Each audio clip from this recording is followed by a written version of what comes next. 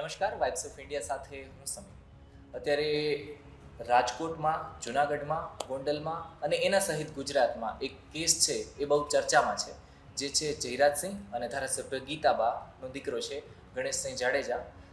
એમનો કેસ જે જૂનાગઢમાં દલિત સમાજના યુવકને મારવામાં આવ્યો હતો અને એના પછી પોલીસે જે કંઈ પણ કામગીરી કરી છે એ વિષય ઉપર જ વાત કરવી છે અને આપણી સાથે એ વિષય પર વાત કરવા માટે હિતેશ ધાંધલિયા સર જોડાયા છે. સર, સ્વાગત છે આપનું વાઇબ્સ ઓફ ઇન્ડિયામાં. સર, અત્યાર સુધીમાં આ કેસમાં અપડેટ શું આવી છે સર? જે પ્રમાણે તમે વાત કરી કે 30/5 અને 31/5ની રાત્રિના જે બનાવ બનેલો તે બાબતે જૂનાગઢ પોલીસ દ્વારા અપહરણ, રાયોટિંગ, આ ઉપરાંત કિડનેપિંગ અને એટ્રોસિટી મુજબ ગુનો દાખલ થયેલો. ત્યારબાદ છે તારીખ 2/6/2024ના રોજ આ ગુનામાં સંડોવાયેલા 3 આરોપીઓની ધરપકડ કરાવી નામદાર કોર્ટમાં રજૂ કરતા 2 દિવસના રિમાન્ડ મળેલા. રિમાન્ડ દરમિયાન તેમની પૂછપરછ કરતા અન્ય 4 આરોપીઓના નામ ખુલવા પામેલા. તેના આધારે જે એસપી સાહેબ દ્વારા જે સીટની રચના કરવામાં આવેલી, જેમાં LCB PI Shri, LIB PI Shri, reader PSI વાયન સોલંકી આ જે સભ્યો સામેલ હોય. આ ઉપરાંત એલસીબી, એસઓજી અને એ ડિવિઝન પોલીસ સ્ટેશનની જે ટીમો આરોપીની શોધખોળ માટે મહેનત કરી રહી.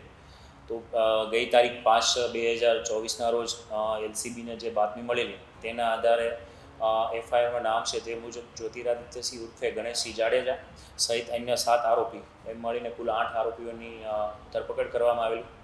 ત્યારબાદ તેમના આ સમગ્ર બનાવ બનેલો તે બાબતે પૂછપરછ કરેલી. નામદાર કોર્ટમાં રિમાન્ડ માટે રજૂ કરતા રિમાન્ડ નામંજૂર થયેલા.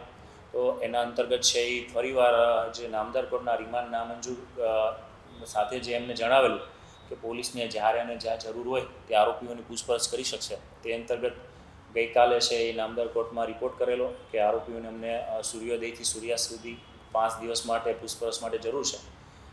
તેમાં પોલીસની જે માગણી છે એ અંશતઃ મંજૂર કરેલી અને જેલમાં પૂછપરછ કરી શકશે તે આધારે છે એ મંજૂરી આપેલી. તો એ અનુસંધાને આજે છે એ સવારના 11 વાગ્યાથી 4 વાગ્યા સુધી આ જે 8 આરોપીઓ છે તેમની વિગતવાર પૂછપરછ કરેલી. ખાસ કરીને તપાસના કામે તેમાં જે અમારા જે તપાસના જે મુદ્દાઓ છે તેમાં ફરિયાદીના જે જણાવ્યા મુજબ તેને નગ્ન કરી અને તેનો વિડીયો ઉતારેલો, માફી મગાવેલી. આ બાબતે આરોપીઓની પૂછપરછ કરવામાં આવેલી. આ ઉપરાંત તેમને કયા કપડાં પહેરેલા એ પણ કબજે લેવાના હોય. સાથે સાથે આ મતલબ કોઈ કાવતરું ક્યાંથી પ્લાનિંગ કરવામાં આવેલું, કોણ સંડોવાયેલા છે, અન્ય કોઈ લોકો એમાં મદદગારી કરેલી છે કે કેમ, આ મહત્ત્વના મુદ્દા હતા. જે મુજબ આજ રોજ છે તેમ તમામના મોબાઈલ અને જે કપડાં એ કઈ જગ્યાએ છે અને કોણ પેલું કરી શકશે એના અંતર્ગત આવતીકાલે છે એ પંચોની રૂબરૂમાં જેલમાં જઈ અને આ જે આરોપીઓ છે તે તમામના જે મોબાઈલ છે, કારણ કે આરોપીઓ દ્વારા જે પૂછપરછમાં જે કોઈ આવો નગ્ન વિડીયો આવેલો નથી તેવી હકીકત જણાવતા હોય, તપાસના કામે આ તમામના મોબાઈલ લઈ અને એફએસએલમાં મોકલવા જરૂરી હોય. તો આ અંતર્ગત છે આ આરોપીઓના કપડાં અને મોબાઈલ આ બાબતે તપાસ કરવામાં આવશે. ત્યારબાદ ગઈકાલે જે નામદાર કોર્ટ દ્વારા રિમાન્ડ અરજી નામંજૂર કરવામાં આવેલી છે તો તે અંતર્ગત સરકારી વકીલશ્રીના અભિપ્રાય લઈ અને આગળ નામદાર હાઈકોર્ટમાં રિવિઝન અરજી માટે પણ અત્રેથી કાર્યવાહી કરવામાં આવે છે.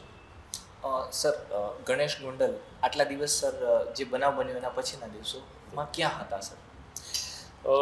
હાલ જે પ્રાથમિક જે આરોપીઓની જેલમાં પણ પૂછપરછ કરેલી છે તેમના જણાવ્યા મુજબ છે પોતે પોતાનો ફોન બનાવ બન્યો ત્યારથી સ્વિચ ઓફ કરી દીધેલો અને અલગ અલગ જગ્યાએ છે પોતે ફરતો હોય તેવી હકીકત જણાવેલ છે. Okay, thank you so much sir. આપે વાત કરીએ બદલ ખૂબ ખૂબ આભાર. ધન્યવાદ સર.